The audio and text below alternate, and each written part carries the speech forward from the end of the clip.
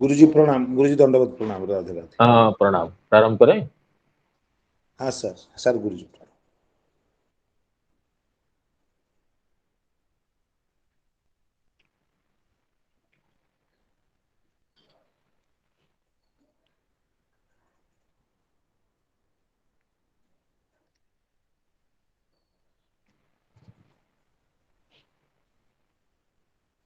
वन्देऽहं श्रीगुरो श्रीयुतपदकमलं श्रीगुरून् वैष्णवांश्च श्रीरूपं साग्रजातं सहगणरघुनाथान्वितं तं सजीवम् साद्वैतं सवधूतं परिजनसहितं कृष्णचैतन्यदेवं श्रीराधाकृष्णपादान् सहगणललिता श्रीविशाखान्वितांश्च अनर्पितचरीं चिरात् करुणयावतीर्णः खलु समर्पयितुमुन्नतोज्ज्वलरसां स्वभक्तिश्रियम् हरिपुरतसुन्दरद्वितिकदम्ब सन्दीपितः सदा हृदयकन्दरे पुरतु वश्यचिनन्दनः नीलाद्रुशङ्खमध्ये शतदलकमले रत्नसिंहासनस्थम् सर्वालङ्कारयुक्तं नवघनरुचिरं संयुतं चाग्रजेण भद्राया वामभागे रथचरणयुतं ब्रह्मरुद्रेन्द्रवन्द्यं वेदानां सारमीशं स्वजन परिवृतं ब्रह्मदारुस्मरामि यद्गोविन्दकथा सुधारसहृदे चेतु मया जृम्भितम् यद्वा तद्गुणकीर्तनार्चनभूषा दीर्दिनं प्रापितम् यज्जत्प्रीतिरकारि तत्प्रियजने स्वात्यन्तिकी तेन मे गोपेन्द्रात्मज जीवन प्रणयिनी गोपेन्द्रात्मज जीवन प्रणयिनी श्रीराधिका तुष्यतु गोपेन्द्रात्मज जीवन प्रणयिनी श्रीराधिका तुष्यतु गोवर्धनो जयति शैलकुलाधिराजो यो गोपिका विरुदितो हरिदास वर्य कृष्णेन शक्रमखभङ्गकृता समर्चितो ज सप्ताहमस्य करपद्मतलेऽप्यवात्सीत् गङ्गादितीर्थपरिसेवितपादपद्मं गोलोकसौख्यरसपूरमहिम्ना आप्लाविताखिलसुधा सुजलं सुखाब्धौ राधा मुकुन्दमुदितां यमुनां नमामि वृंदावनावनिपते जय सोम सोम मौलीशनंदन सनातन नारदेड्य गोपीश्वर व्रज विलासी युगांग्रि पद्मे प्रीतिं प्रयच्छ नितरां निरुपाधिकामि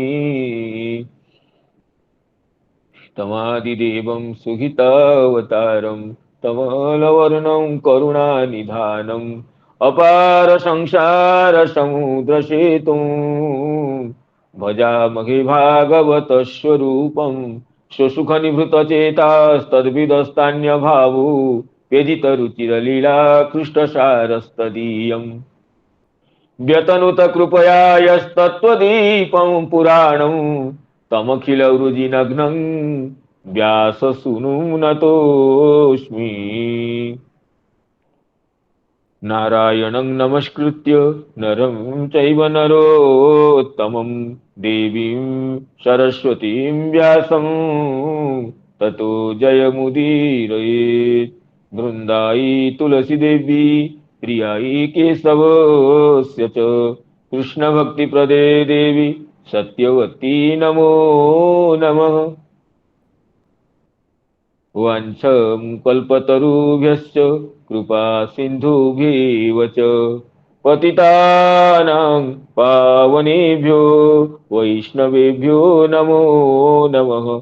पतितानां पावनेभ्यो वैष्णवेभ्यो नमो नमः।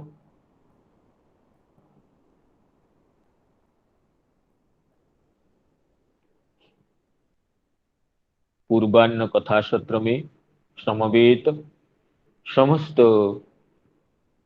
पूज्य चरण वैष्णवों को, गुरुजन वर्गों को तथा मित्र मंडली को प्रणाम तथा अभिवादन ज्ञापन करता। हमारा परम सौभाग्य है कि हमें प्रातः श्रीमद् भागवत के प्रथम स्कंध का तथा सायं श्रीमद् भागवत के दशम स्कंध का दिव्य कथा रस में, कथा रस मंदाकिनी में अवगाहन करने का परम सौभाग्य संप्राप्त होता है, सुलभ होता है। इस सभी के लिए, इस सभी का श्रेय हमारी प्रिय समुच्चायी श्रोतृमंडली है, वैष्णव वर्ग है। तो सभी को पुनः मैं कृतज्ञता निवेदन करता हूं। तो जैसे सुत महर्षि श्रीमद् भागवत महापुराण के प्रथम स्कंध के तृतीय अध्याय में भगवान के दिव्य अवतारों का परिगणन कर रहे हैं, उसी क्रम में हमें भगवान का जो दिव्य अवतार पृथु, राजा पृथु जी का अवतार, जिसकी परिगणना में नवम संख्या में जिनकी परिगणना करते हैं सुत महर्षि, उसी की चर्चा कल चल रही थी कि ऋषि भी याचितो भेजी नवमं पार्थिवं वपुः दुग्धे मां मूषधीर विप्रा स्तेनायंश उषत्तम। यह अवतार अत्यंत कमनीयतम है, क्योंकि इसमें दोहन की लीला है। पृथ्वी को दोहन करना, दोहन करना क्रिया क्या होती है? ये सारा संग्रह करना। हम गाय से दूध को दूह लेते हैं, जो दुग्धा होता है, ग्वाला होता है, वो गाय से दोहन करने की कला वो जानता है। अगर दोहन की कला नहीं जानते हम तो धेनु पालन तो व्यर्थ हो जाता। तो इस तरह वो पृथ्वी में समस्त गुण समाविष्ट है। इसमें पृथ्वी, ये जो पंचम महाभूत है, शब्द स्पर्श रूप रस गंध समस्त इसमें समाहृत है। आकाश में केवल एक गुण है, शब्द गुण, और ये वायु में दो गुण है, शब्द स्पर्श। जो अग्नि में शब्द स्पर्श रूप तीन गुण है, और जब जल में शब्द स्पर्श रूप रस चार गुण है। लेकिन पृथ्वी में शब्द स्पर्श रूप रस गंध समस्त गुणगण भूषित है। अब उससे कौन कितना ले सकता है?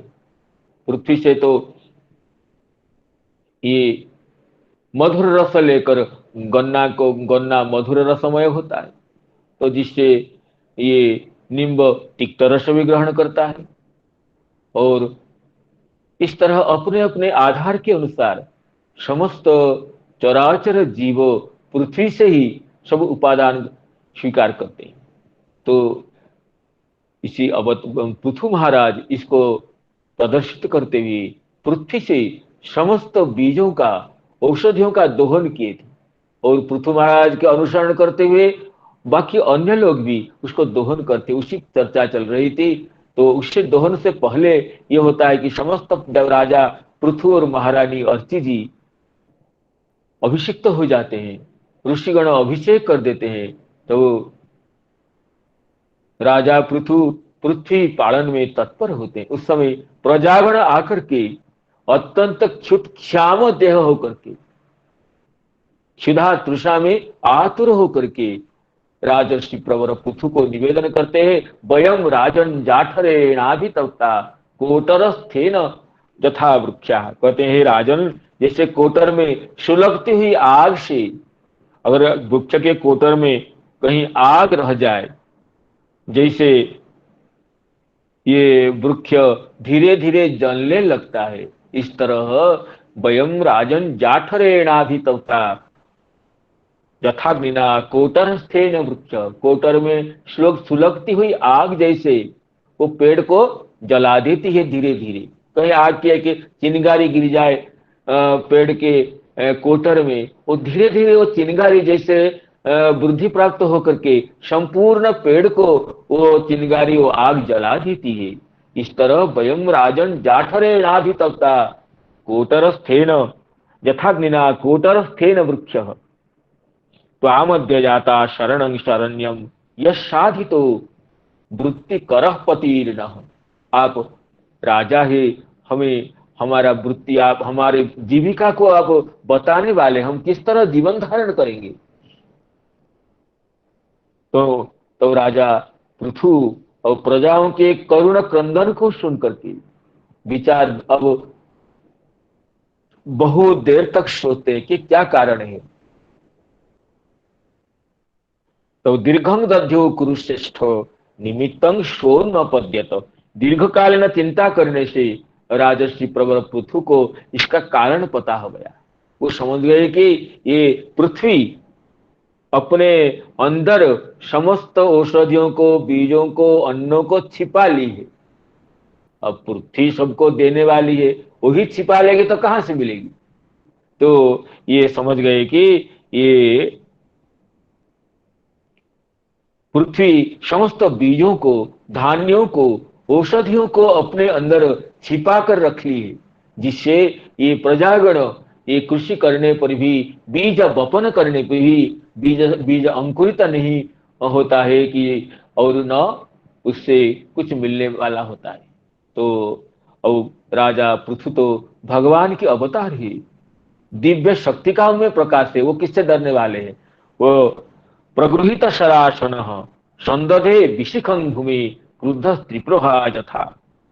जैसे त्रिपुरासुर को दहन करने के लिए भगवान शंकर बिना विचार किए तुरंत बाण धारण किए थे, ऐसे राजर्षि प्रवर पृथु आज पृथ्वी को मारने के लिए, दंडित करने के लिए अब प्रगृहित शरासन, शर धारण कर लिए। अब जब पृथ्वी को पता हो कि राजा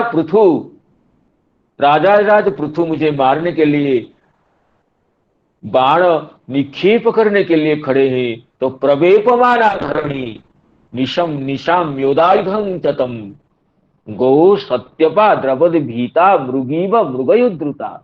जैसे ब्याज को देख करके हरिणी दौड़ने लगती है, हरिणी पलायन तत्परा होती है, उसी तरह राजर्षि प्रवर पृथु को ये बाणहस्त देख करके पृथ्वी गौरूप धारण करके दौड़ने लग गई। अब राजा पृथु कहां छोड़ने वाले हैं। पृथ्वी जहां जहां जाती है वहां वहां राजर्षि प्रवर पृथु अपने जोग बल से और पृथ्वी को मारने के लिए तैयार रहते हैं। सादिशो विदिशो देवी रोदसी चांतरम तयोः धावंती तत्र तत्रेनम ददर्शानुद्यतायुधम। जहां ये अंतरिक्ष में, भूलोक में, जहां जहां पृथ्वी जाती है, जिस दिशा में जाती है, वहां पर उन्हें राजर्षि प्रवर पृथु ये आयुध लेकर के, उद्यतायुध होकर के खड़े हुए पृथ्वी देखती है। और पृथ्वी देखी तो कोई उपाय नहीं है, फिर पृथ्वी लौट लौट आती है और राजसी प्रवर पृथ्वी को हाथ जोड़कर कहती है पृथ्वी, हे धर्मज्ञ, मैं भी तो आपकी प्रजा हूं, मुझे तो रक्षा करना आपका कर्तव्य है, मुझे क्यों मारना चाहते हैं? मैं तो दीना हूं, अकृत किल्बिषा हूं, एक तो नारी हूं। कोई अच्छे अच्छे बड़े व्यक्ति नारी को कितना अपराध करने पर भी सहसा दंडित नहीं करते हैं। परहरन्ति नवै स्त्रीषु कृतागस्वपि जंतवः किमुता किमुत तो विधा राजन करुणा दीन वत्सला। ये आप तो करुण है, दीन वत्सले, मुझ जैसे नारी को कैसे वध करना चाहते हैं? और दूसरी बात है, मैं तो समस्त जीवों का आधार हूं, अगर आप मुझे वध करेंगे तो संपूर्ण जीव जगत को आप कहां पर रखेंगे?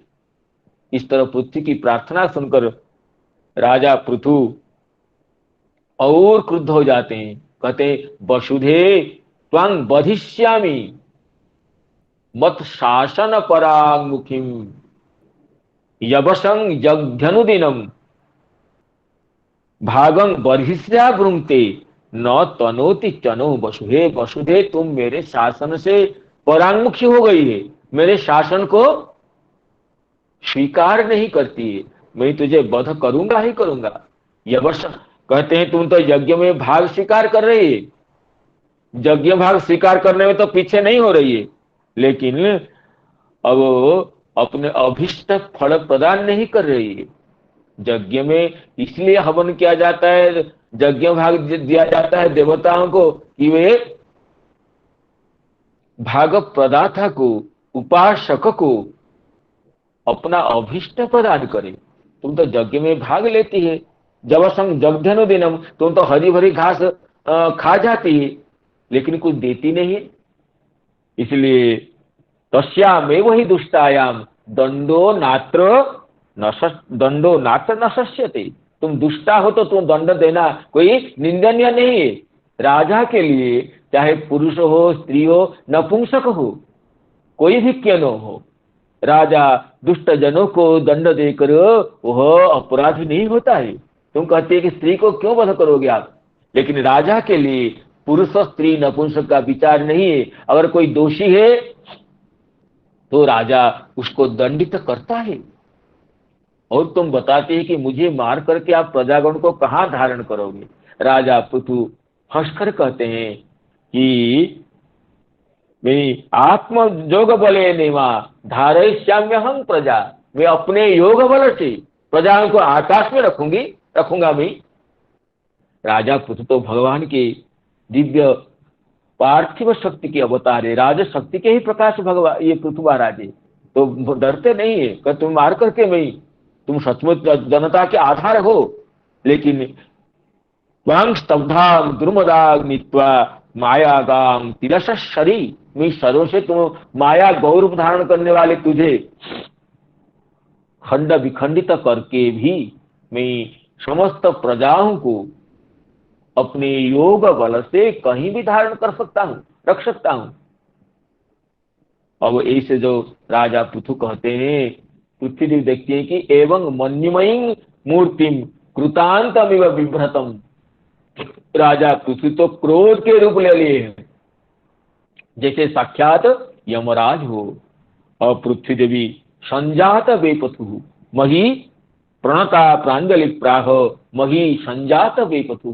पृथ्वी प्रकंपिता होकर के, प्रणता होकर स्तुति करने लगती है और स्तुति करके नमः परस्मै पुरुषाय स्मायया विन्यस्त नाना तनवे गुणात्मने नमः स्वरूपानुभवे न निर्धुत द्रव्य क्रिया कारक विभ्रमोर्मय इत्यादि रूप से पृथ्वी देवी स्तुति करती है। स्तुति करने के बाद पृथ्वी देवी ये कहती, देखिए राजन, आप जब बता रहे हैं कि मैं भाग तो ले रही हूं यज्ञ का, लेकिन अब उसका फल प्रदान नहीं कर रही हूं, और औषधि बीज मुझसे जो निक्षिप्त होते हैं वो अंकुरित नहीं होते, उसका कारण सुनिए। पृथ्वी अत्यंत महत्वपूर्ण वाणी बताती है कि देखिए, अस्मिन लोके अथवा मुस्मिन मुनि भी तत्वदर्शी भी दृष्टा योगा प्रयुक्ताश्च पुंसां श्रेय प्रसिद्ध है। पुरा सृष्टा ह्यौषधयो ब्रह्मणा या विशांपते भुज्यमाना मया दृष्टा औषधि अधृत व्रति। अरे ब्रह्मा जी, जिन जिन बीजों को, जिन जिन औषधियों को ब्रह्मा जी ने सृष्टि किए और मैंने देखा कि वो तो आगे क्रमशः क्या हो रहा है कि मया दृष्टा अभुज्यमाना मया दृष्टा औषधि अधृत व्रति। असज्जन गण, अधृत व्रतगण, असंयमी व्यक्तिगण, दुष्टगण, वो समस्त अन्नों को भक्षण कर रहे हैं। मुझे बड़ा खेद हुआ। पृथ्वी को भी दुख होता है जो पृथ्वी देखती है कि मेरे शस्य, मेरे अन्नों को दुष्टगण भोजन कर रहे हैं, तो पृथ्वी चिंतित होती है, पीड़ा पाती है। क्योंकि पृथ्वी का सब तो आनंद है कि साधुगण पृथ्वी में, साधुगण का, भगवान का पृथ्वी में आदर हो, उनकी मर्यादा हो, तो पृथ्वी अपने आप प्रसन्न हो जाती है। पृथ्वी कहती है जब भुज्यमाना मया दृष्टा औषध भी अधृत व्रति अपालिता अनादृता च भवद्भिः लोकपालकी चोरी भूतेथ लोके हम यज्ञार्थे ग्रसम औषधि। मैं देखा कि समस्त लोग चोर जैसे हो गए। चोर क्या होता है? दूसरे के भाग को ले लेता है, दूसरों के भाग को, दूसरों के अधिकार को, दूसरों के अधिकार में रहने वाला वस्तु को छीन करके जो ले लेता है वो तो चोर है। मैं देखा कि समस्त लोग ऐसे ही है, दूसरों के भाग ले लेते हैं, अर्थात देवताओं को नहीं देते हैं, मेरे प्रभु को नहीं देते हैं। ये देख करके मैं सोचा अब तो सारा ये सब भक्षण कर लेंगे। अब यज्ञ के लिए, मेरे प्रभु के लिए, सज्जनों के लिए बचेगा क्या? तो मैं दुखी होकर के यज्ञार्थे ग्रसम औषधि, यज्ञ के लिए, देवताओं के लिए, मेरे प्रभु के लिए मैं समस्त औषधियों को ग्रास कर लिया, भक्षण कर लिया। अब वो देखिए राजन, बहुत दिन चला गया, मैं जो खा लिया अब मेरे में जीर्ण हो गए सब। मेरे अंदर समस्त औषधि, समस्त बीज, अर्थात पृथ्वी में जो बीज को अंकुरित करने की शक्ति ही, जो वो शक्ति भी जीर्ण हो गई है, समस्त बीजगण भी जीर्ण हो गए, अब बीज ही नहीं मिल रहा है। पृथ्वी से तो बीज भी तो पृथ्वी से निकलती है। बीज में अंकुरोद्गम करने की क्षमता पृथ्वी में है और बीज प्रदान करने की क्षमता भी पृथ्वी में है। लेकिन पृथ्वी देवी कहती है राजन, समस्त बीज क्रमशः क्षीण में जो भोजन कर लिया, अंदर में छिपा लिया साधुओं के लिए, मेरे प्रभु के लिए, अब क्रमशः काल की गति से वो समस्त बीज मुझ में सब क्षीण हो गए, लुप्त हो गए। अब एकमात्र उपाय है, आप दोहन कर लीजिए, किसी किसी को बछड़ा बना करके, और बछड़ा रहेगा तो मैं पिन्हा कर मैं दूध दे सकती हूँ। जैसे बछड़ा को देख करके गाय के पन्नों से अपने आप दूध खरीद होता है, तो आप किसी उपयुक्त को बछड़ा बनाइए, दोहन पात्र ले आइए और दुग्धा दोहन करने वाला ले आइए। तो जैसा दूध चाहते हैं आप, दोहन कर्ता के बुद्धि के भेद से, दोहन पात्र के भेद से और दोहन करने की क्षमता की भेद से जो जो वस्तु चाहिए आप मुझसे दोहन करके ले लीजिए। तो ये पृथ्वी देवी राज एवं बताती है। और दूसरी बात बताती है पृथ्वी देवी कि आप मुझे समतल कर दीजिए। जैसे वर्षा ऋतु में जो पानी बरसता है वो पानी वो रह सके, कहीं नीचे न गिर जाए। अर्थात राजा पृथ्वी से पहले ये पृथ्वी समतल नहीं थी। तो आप पृथ्वी देवी कहती है समांग च कुरुमांग राजेंद्र यथा देव पृष्ठम यथा पयः अपरता विवर्तित अपरता भद्रम ते उपावर्ते तमे विभो। वर्षा ऋतु के बीत जाने पर भी जैसे जल रह सके ऐसे मुझे समतल कर दीजिए और एक दोहन कर लीजिए। तो राजा पृथु वो पृथ्वी की बात मान लेते हैं और दोहन के लिए तैयार हो जाते हैं।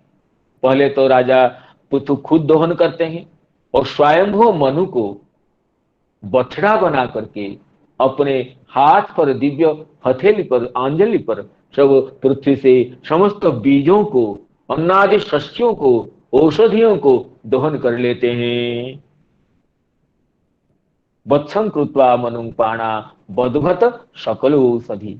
और पृथु राजा फिर सब समस्त ऋषियों को, देवताओं को, सिद्धों को, प्रेत भूतों को, राक्षसों को, सभी को बुला लेते हैं।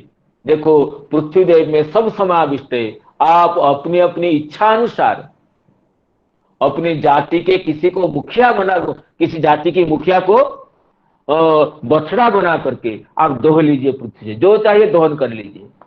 तब सभी लोग आ जाते हैं, पृथ्वी से अपने अपने इच्छानुसार, अभिष्टानुसार दोहन कर लेते हैं। और ऋषिगण, ऋषयो दुदुहुर देवी इंद्रिये शत सप्तम वत्सं बृहस्पति कृत्वा पयश्छंदोमयम शुचि। ऋषिगण, ऋषिगण को क्या चाहिए? उनको वेद रूप दुग्ध चाहिए, मंत्र रूप दुग्ध चाहिए। तो बृहस्पति को बछड़ा बना करके, बृहस्पति तो मंत्रज्ञ है, वेदज्ञ है, तो ऋषिगण बृहस्पति को बछड़ा बना करके ये अब इंद्रियों में, अर्थात अपने वाणी में और श्रवण में, मन में इसको पात्र बना करके, वाणी को और श्रोत्र को और मन को, अंतःकरण को पात्र बना करके बृहस्पति जी को बछड़ा बना करके ऋषिगण छंदोमय पय को, वेद स्वरूप, मंत्र स्वरूप समस्त मंत्रों को अब ये पृथ्वी से दोहन कर ले। देखिए, पृथ्वी में समस्त मंत्र भी निहित है, शब्द गुण भी है, तो इसलिए समस्त छंद, वेद, मंत्र, समस्त ऋचाएं सबको दोहन कर लेते हैं, पृथ्वी से दोहन कर लेते हैं। अब देवतागण आ जाते हैं और देवगण इंद्र को बछड़ा बना करके, एवं सुरग वत्सं सुरभ कृत्वा वत्सं सुरगणा इंद्रं सोम मधु दुहन चिरणमयेन पात्रेण वीर्य मोजो बलम पयः।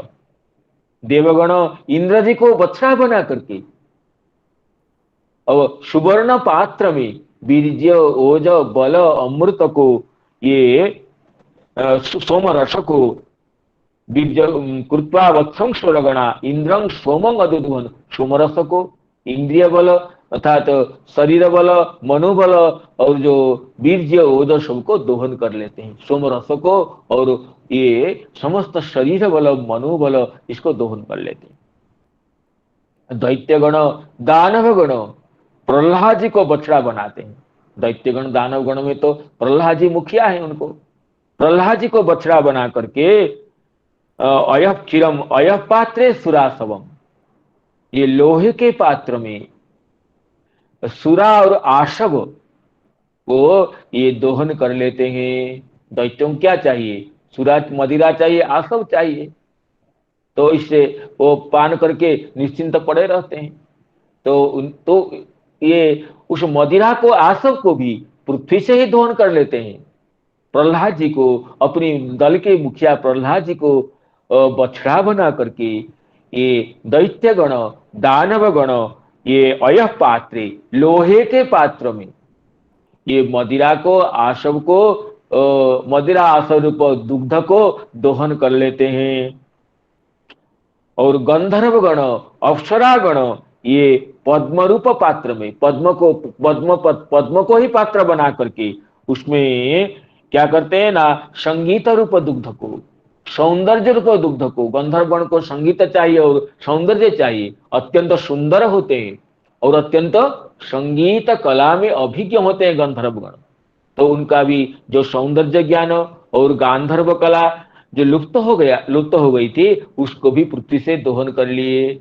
इस तरह पृथ्वी पितृगण ये कव्य को और इत्यादि मुनिगण और सिद्धगण कपिल देव को बछड़ा बना करके, सिद्धा प्रकल्प वत्सम कपिलम, सिद्धगण अपने जाति के मुख्य, क्योंकि सिद्धा नाम कपिल मुनि, कपिल देव को बछड़ा बना करके समस्त सिद्धियों को, परकाय प्रवेश, मनोजव, दूरदर्शन, दूरश्रवण इत्यादि जो भी सिद्धियां हैं सब पृथ्वी में है। सब पृथ्वी से वो सिद्धि रूप ये को दुग्ध को दोहन कर लेते हैं। इसी तरह और भी आगे इसको विस्तार से नहीं चर्चा करते हैं। तो ये दोहन क्रिया इसलिए कहते हैं कि ये उसत्तम, ये अवतार अत्यंत कमनीयतम अवतार है। पृथ्वी से खुद दोहन किए धान्य बीजों को, और जो जो मुनिगण, ऋषिगण, असुरगण, गंधर्वगण, पितृगण, ऐसे सर्पगणों को ही बुला लिए। जिसको जो चाहिए, आप पृथ्वी पृथ्वी अब समस्त फल देने वाली है, पृथ्वी प्रसन्ना है, पृथ्वी तैयार है अपने अंदर से सब सार वस्तुओं को प्रदान करने के लिए। आप केवल बछड़ा और दोहन पात्र और दोहन करता इनको ले आइए, जो अपने अभिष्ट के अनुसार आप दोहन कर लीजिए। तो समस्त जाति के लोग, समस्त जाति के जो मुख्य हैं वो अपने जाति के मुख्य को बछड़ा बना करके और पात्र पृथक पृथक पात्रों में पृथक पृथक अपने अभिष्ट वस्तु को दोहन कर लेते हैं। देखिए वो राजा पृथु कैसे करुणामय है, खुद दोहन करते हैं, सभी को दोहन कराते हैं। और कहते हैं हिमालय को भी बछड़ा बना करके सब पर्वतगण दोहन किए थे। कुमार संभव में जंग सर्वशैला परिकल्प्य वत्सम मेरोतिते दोगधरी दोहदक्ये ये पद्य आया है। हिमालय जी को, हिमालय पर्वतराज है, इनको बछड़ा बना करके पर्वतगण ये समस्त रत्नों को दोहन कर लिए थे। भास्वंती रत्नानि महोसरिश्च। तो इसलिए पर्वतों में तो मणिगण रहते हैं।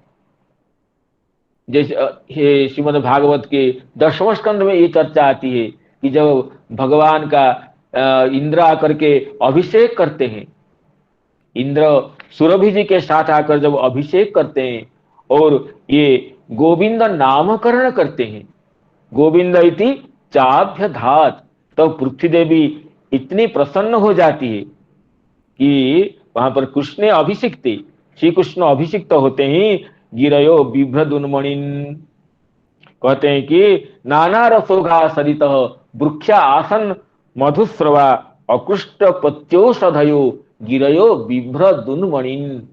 गिरियों में श्री कृष्ण जैसे अभिषिक्त होते हैं सुरभि गाय की दुग्ध से, तो संपूर्ण पृथ्वी प्रसन्न हो जाती है। नाना रसोघा सरित, नदियों में समस्त रस प्रवाहित तो होने लगते हैं। और वृक्षा आसन मधुस्रवा, वृक्ष से मधु अपने आप झरने लगता है। और अकृष्ट पत्योषधय, औषधि बिना खेती के ही, बिना कर्षण क्रिया के ही औषधि परिपक्व होने लगती है। और गिरयो बिभ्रदुन मणिन, गिरियों में श्रेष्ठ मणिगण प्रकटित हो जाते हैं। कृष्णे विसिक्त एतानि सत्वानि कुरु नंदन निर्वैराण्यभवनस्तात क्रूरान्यपि निसर्गत। श्री भगवान श्री कृष्ण जब अभिषिक्त होते हैं, गोविंद नाम से सुरभि माता और इंद्रदेव अभिषिक्त करते हैं, तो पृथ्वी प्रसन्न होकर के मणियों को प्रकट कर देती है। तो भगवती पृथ्वी प्रसन्न होने से ये पर्वत शिखरों में अमूल्य बहुमूल्य मणिगण अपने आप प्रकटित होने लगती है। तो इसलिए पृथ्वी में समस्त बहुमूल्य तत्वों का समावेश है, जो जैसा अपने दोहन क्षमता के आधार पर, अपने दोहन शक्ति के भेद से पृथ्वी से ही समस्त व्यक्तिगण अपने अपने अभिष्ट वस्तु को प्राप्त करते हैं। इसलिए देवगण भी पृथ्वी में जन्म लेना चाहते हैं, क्योंकि पृथ्वी में ही समस्त शक्ति समाविष्ट है।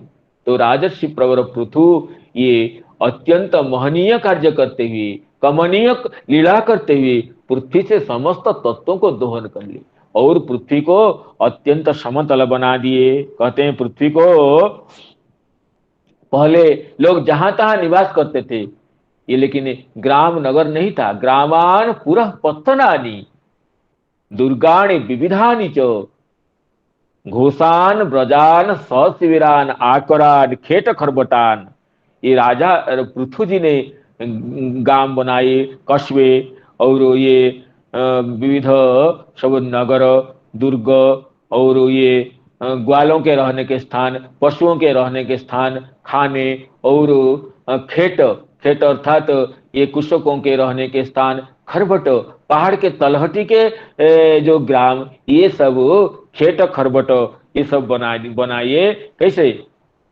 राजा पृथु ने खेत ये ग्रामान पुरः पत्तनानी, खेत खरबट सब बना करके कृषकों के रहने के स्थान, पहाड़ की तलहटी के ग्राम, ये अलग सब करके लोगों को रहने की अत्यंत सुपरिकल्पित, सुव्यवस्थित ये चित्र बना दिए।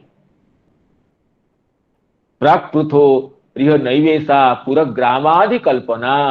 पृथु महाराज से पहले ये पूरा ग्राम, नगर और आभिरपल्ली, गोकुल, ये सब व्यवस्था नहीं थी। जहां जिसकी इच्छा रह जाते थे।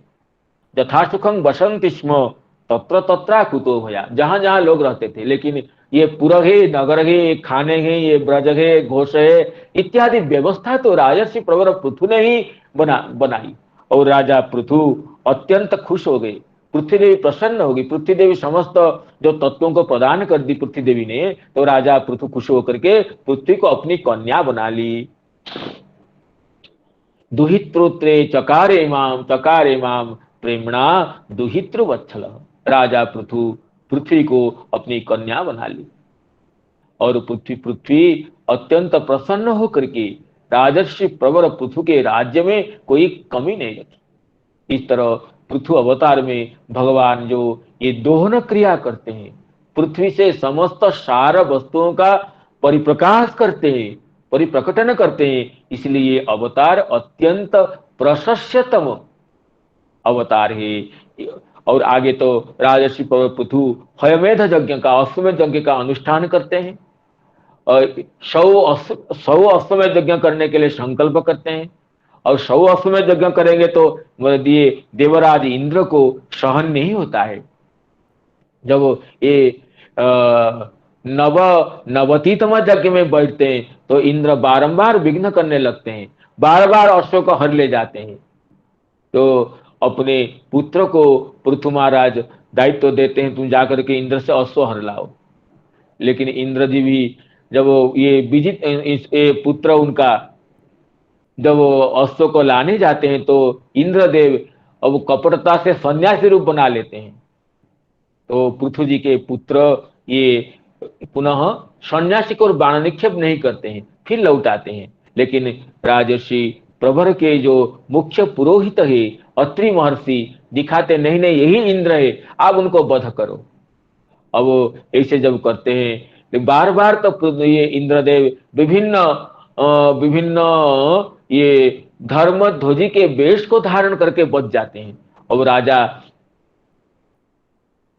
ये पृथु अत्यंत कुपित हो जाते हैं, खुद बाण उठा लेते हैं मारने के लिए। तो अत्रि जी कहते हैं नहीं नहीं नहीं नहीं, आपको बाण धारण करना नहीं चाहिए, हम तो यज्ञ में ही इंद्र को हवन कर लेंगे।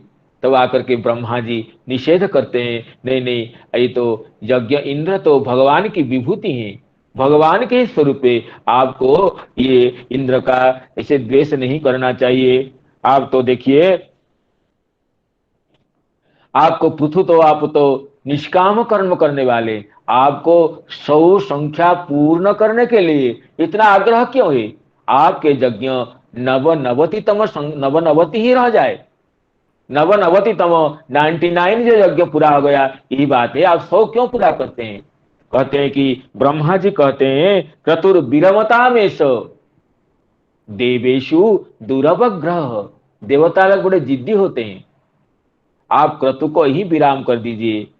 धर्म व्यतिक्रमो यत्र पाखंडे इंद्र निर्मिते, इंद्र जी विभिन्न पाखंड के वेश को ग्रहण करते हैं, छोड़ देते हैं, और जगत में वही पाखंडी वेश ही आदर पा जाता है। आप 100 यज्ञ पूरा करने का जो संकल्प है उससे विरत हो जाइए। इंद्र जी को भय है कि कहीं 100 यज्ञ पूरा होने से ये इंद्र पद में आसीन न हो जाए।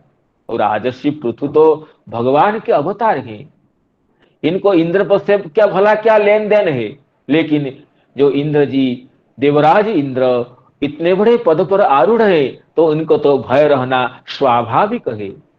अब इसलिए ब्रह्मा जी समझाते हैं, क्रतुर विरमतामेश देवेशु दुरपग्रह, देवताओं में दुरपग्रह रहता है, अर्थात देवतागण अत्यंत जिद्दी होते हैं। आप यज्ञ को यहीं पर बंद कर दीजिए। और पृथु ब्रह्मा जी के आदेश को मान करके नवनवतितम यज्ञ से ही यज्ञ बंद कर देते हैं। तो भगवान खुद प्रकट होकर के पृथु महाराज के सभा में ये सबको दर्शन देते हैं। तो वहां पर राजा पृथु जो दिव्य स्तव किए हैं, वो तो अत्यंत महनीय स्तव है। तो इसमें एक श्लोक को मैं आवृत्ति करता हूं, जिसमें राजा पृथु भगवत कथा श्रवण में कितने प्यासी थे, कितने ये उत्कंठित थे, इस बात की पता होती है।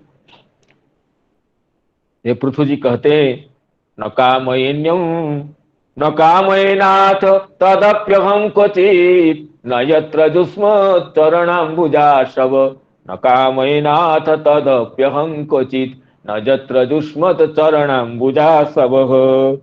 महत्तमांतर हृदयान्मुखच्युतो विधस्व कर्णायुत मे समे बरह, विधस्व कर्णायुत मे समे बरह, न कामये नाथ तदप्यहं क्वचित्। हे नाथ, मैं वह नहीं चाहता हूं जहां पर आपके चरण कमलों का जो दिव्य आशव, चरण कमलों का जो दिव्य रस नहीं हो, इस ऐसा मोक्ष भी मुझे नहीं चाहिए। नजत्र युष्मत चरणाम्बुजाशव, आपके जहां पर चरण कमल का जो दिव्य ये मकरंद दिव्य आशव नहीं हो, ऐसे मोक्ष से भी मेरा क्या मतलब है। और क्या चाहिए, ना महत्तमांतर हृदयान्मुखच्युतो विधत्स्व कर्णायुत मे समे बरह। महनीय साधुगण निरंतर आपको हृदय कमल में धारण करते हुए आपके कथा रस महोदधि में निमग्न होते हैं।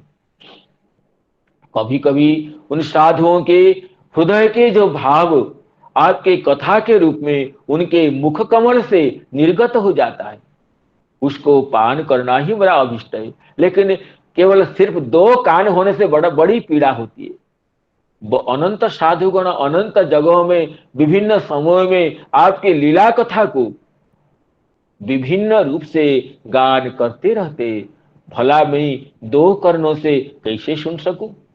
तो मुझे इच्छा है, जो भी आपके भक्त जिस जगह भी, जिस समय भी, जिस कथा का भी गान करते हैं, मैं सब कथाओं को सुन सकूं। इसलिए प्रभु मुझे अयुत कर्ण दे दीजिए, अर्थात इन कर्णों में अयुत कर्ण की शक्ति दे दीजिए।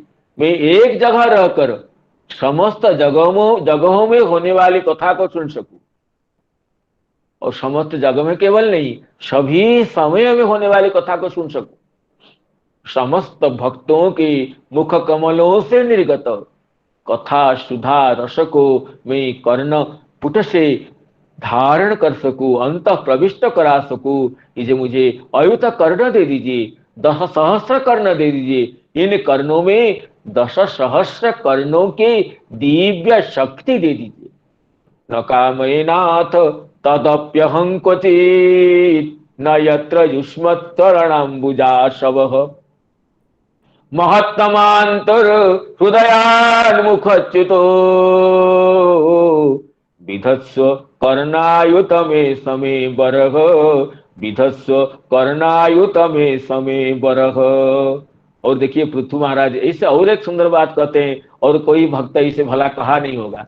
प्रभु मैं आपके चरण कमल की सेवा करना चाहता हूं, तो अवश्य ही भगवती जगत जननी लक्ष्मी जी से मेरी झगड़ा हो जाएगी, क्योंकि भगवती जगत जननी लक्ष्मी देवी भी आपके चरण कमल की उपासना करनी चाहती है। चरण कमल को ये चरण कमल की सेवा करना चाहती है। चरण कमल को ये सेवा करना, चरण कमल की जो संतोषण करना चाहती है, अपनी सेवा करते हुए आपके श्रम को अपनोदन करना जब मैं ही चाहता हूँ, भगवती लक्ष्मी जी भी वही चाहती है।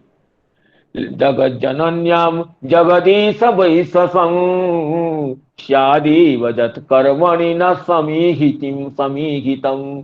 तो जगत जननी भगवती लक्ष्मी देवी जिन चरण कमलों की सेवा करना चाहती है, मैं भी आपके उन दिव्य चरण कमलों की सेवा करना चाहता हूँ। तो एक कर्म जो दोनों करना चाहेंगे तो अवश्य लक्ष्मी देवी उत्पन्न।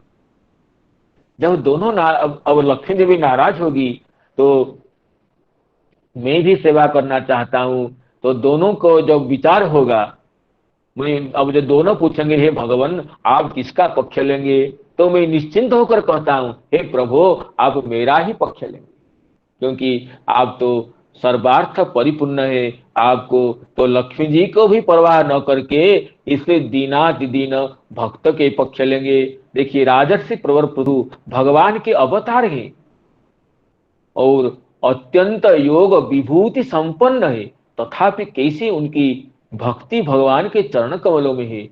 कथा रस श्रवण करने के लिए कैसा आग्रह है।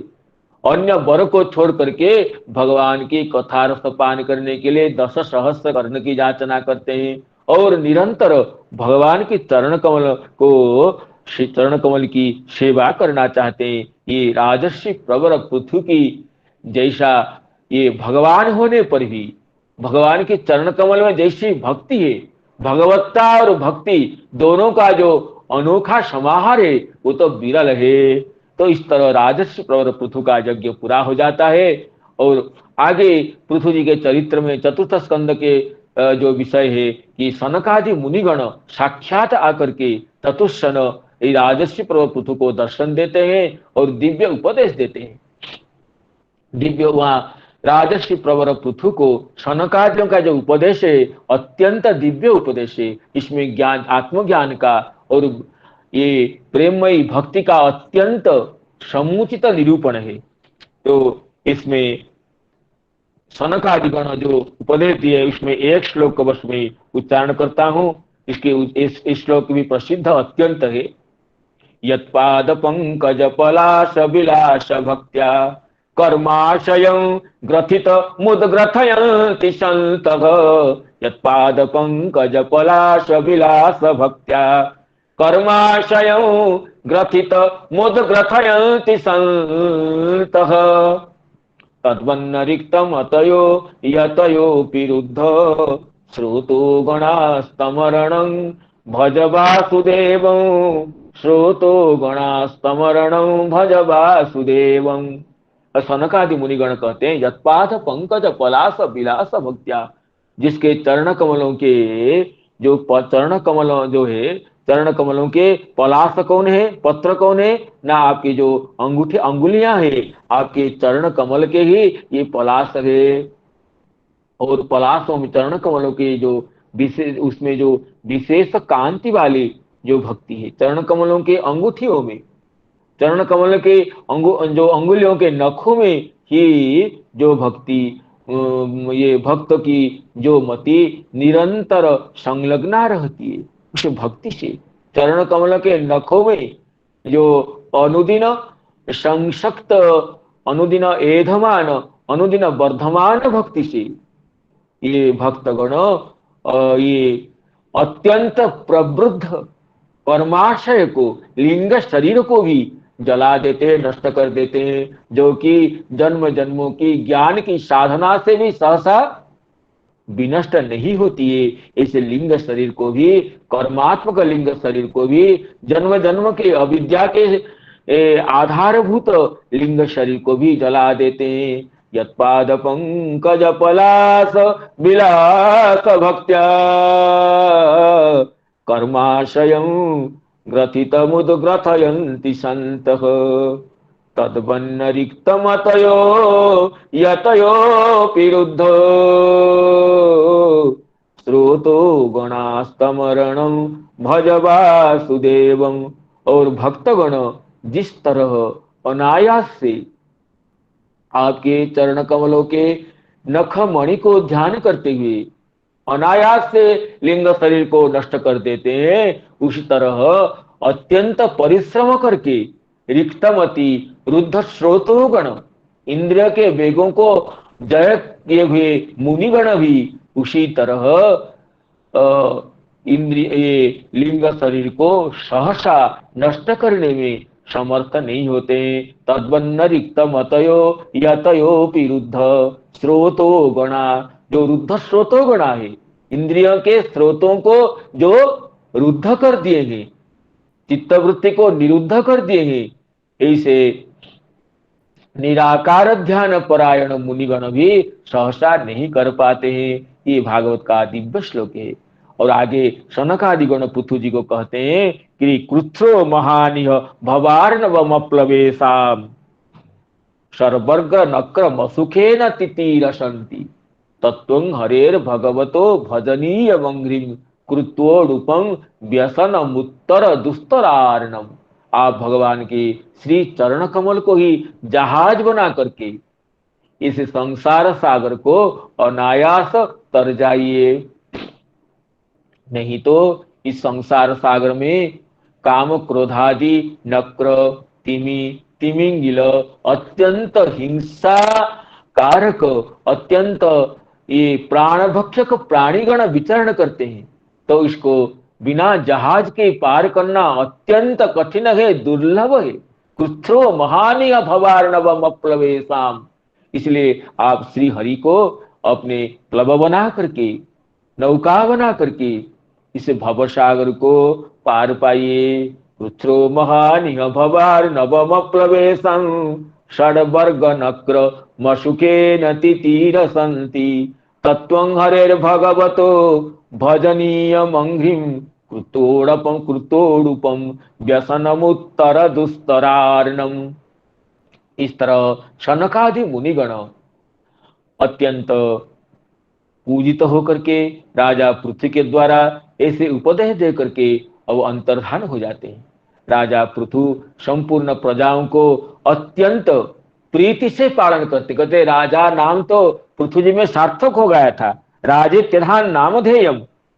अब राजा का जो नाम होता है कि ये प्रजा पालन से, प्रजाओं का मनोरंजन करने से जो राज शब्द सार्थक होता है, ये वो इसलिए राजर्षि प्रवर पृथु तो राज शब्द को अपने आचरण में वो सार्थक कर दिए थे। राजा पृथु अपने राज्य पालन करके बाद में अब वो वानप्रस्थ आश्रम को स्वीकार करते, और जी महारानी भी साथ में जाती है। राजा पृथु भगवान के अवतार होने पर भी अत्यंत कठोर तपस्या करते हुए, अत्यंत कठोर तपस्या करते हुए राजा पृथु ये अपने शरीर को परिहार करते हैं। ये समाधिस्थ होकर के अपने आप योग प्रविष्ट होकर के अपने शरीर को छोड़ देते हैं, अपने स्वरूप में अवस्थित हो जाते हैं, अपने ये जागतिक लीला को समाप्त करते हैं। इसी तरह राजर्षि प्रवर पृथु का जो चरित्र अत्यंत दिव्य चरित्र है, जिसके पाठ करने से, श्रवण करने से, चिंतन करने से समस्त बाधाएं दूरीभूत हो जाती हैं। ये पृथु महाराज का चरित्र ये चतुर्थ स्कंद में त्रयोविंश अध्याय तक ये आलोचित है। और ये कहते हैं अनुदिनम इदम आदरेण शृण्वन् पृथुचरितं प्रथयन विमुक्त संगः भगवती भव सिंधु पोत पादे सत निपुणाम रतिम लभते मनुष्य। ये पृथुचरित के प्रथन करने से ये साधक की भक्ति अत्यंत वर्धमाना होती है, समस्त अभिलषित फलों की प्राप्ति होती है। ये भागवत की जो पृथु महाराज जी का चरित्र, जिसको हम यहाँ पर नवम अवतार के रूप में पढ़ते हैं, ऋषिभिर याचितो भेजे नवमं पार्थिवं वपुः दुग्धेमा मोषधीर विप्रा स्तेनायंश उषत्तम। इस चरित्र को हम चतुर्थ स्कंद के आधार पर अत्यंत संक्षिप्त रूप से आप सभी की अनुकंपा से उपस्थापन किए हैं। अब टीकाकार की दृष्टि में कुछ विशेष हो तो देखते हैं। इमां श्रीधर स्वामीपाद कहते हैं पृथ्वतारंगाह ऋषि भी इति पार्थिवम वपुः राजदेहम पृथुरूपम पाठांतरे पृथो इदम पार्थवम। कहते हैं कहीं कहीं पार्थवम पाठ है, पार्थिवं हो तो राजरूप है, पार्थवं हो तो पृथो इदम पार्थवम। पृथु शब्द से अण प्रत्यय करने पर पार्थव शब्द निष्पन्न होता है। पाठ भेद में कहीं कहीं पार्थव शब्द हो तो पृथो इदम पार्थवम, ये समझना चाहिए। औषधीति उपलक्षणम, कहते औषधि तो उपलक्षण है, समस्त वस्तुओं को इमां पृथ्वी सर्वाणी वस्तुनि दुग्ध अदुग्ध, ये दुह धातु विकर्मक होने से यहाँ दो कर्म है, पृथ्वी अदुग्ध और सर्वाणी वस्तुनि अदुग्ध। इसे गांग पयः दोग्धी, गौ को दोहन करता है, पयः को दोहन करता है, दो कर्म होते हैं द्विकर्म का धातु होने से। एक तो ईप्सिततम कर्म है और एक ये अपादान कारक की अव्यख्या होने से कर्म संज्ञा है। तो यहाँ पर भी अदुग्ध की पृथ्वी अदुग्ध, पृथ्वी को दोहन किए, और सर्वाणी वस्तुनि अदुग्ध अडागमा भावस्तु आश्रह। अदुग्ध होना चाहिए लुंग लकार में, लेकिन दुग्ध का जो प्रयोग है यहाँ पर ये पाणिनीय व्याकरण के अनुरूप न होकर के ये ऋषि सम्मत प्रयोग है। हे विप्रा तेन पृथ्वी दोहनेन स्वयं अवतारः उषत्तमः कमनीयतमः। ये पृथ्वी दोहन रूप विशिष्ट लीला इस अवतार में होने से ये अवतार अत्यंत कमनीयतम है। ये साधकों के भक्तों के अत्यंत परिचिंतनीय, नित्य श्रवणीय, नित्य अनुचिंतनीय अवतार है, अत्यंत कमनीय अवतार है। पृथ्वी से कैसे समस्त सार वस्तु का दोहन करके प्रजाओं को समर्पण कर देते हैं भगवान, ये विशेष ध्यान योग्य विषय इस अवतार में है। वशकांतो इत्यस्मात्, कहते हैं उषत्तम शब्द ये वशकांतो, वष्टि उष्ट उषंती, ये जो रूप होता है वो वश धातु का है प्रयोग है। वश धातु से संप्रसारण होकर के उषत शब्द बनता है, जिससे तम प्रत्यय होकर के उषत्तम होता है। नजत्र हंसा निरमन त्रिशिक्षया, ये पंचम अध्याय में भी ये प्रयोग आएगा।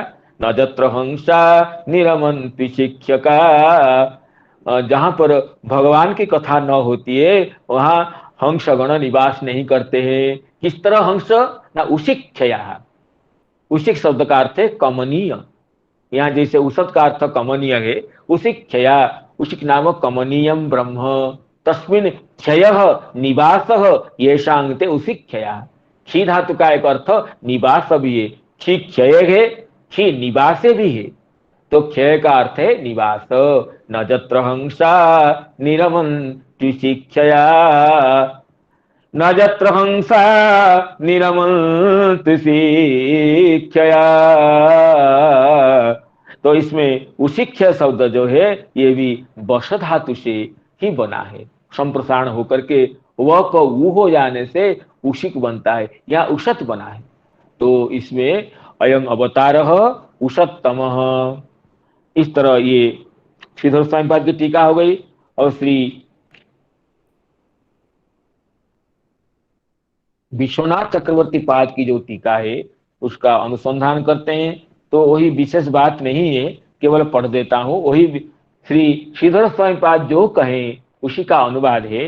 पार्थिवम वपुः राजदेहं पृथुरूपम पार्थवम इति पाठे पृथु संबंधी औषधि इति उपलक्षणम इमां पृथ्वीं सर्वाणि वस्तूनि अदुग्ध अडागमा भावः आर्षः तेन हेतुना अयं अवतार उषत्तमः कमनीयतमः वशकांतो इत्येतस्मात्। इस तरह यही बातें, विशेष कुछ नहीं है। तो इस तरह ये राजर्षि प्रवर पृथु का अवतार का आलोचना हमने की। तो आगे तो दशम अवतार में भगवान के मत्स्य अवतार, अत्यंत प्रीतिप्रद अवतार। देखिए, भगवान भक्त के लिए जलचर जीव भी बन जाते हैं। भक्त जो भगवान भक्त के लिए जो शरीर ग्रहण करते हैं,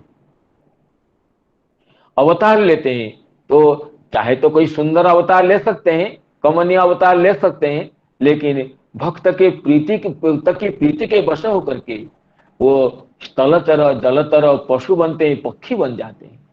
और ये दिखाते हैं कि शरीर के ये शरीर निंदित होने से व्यक्ति निंदित नहीं होता है।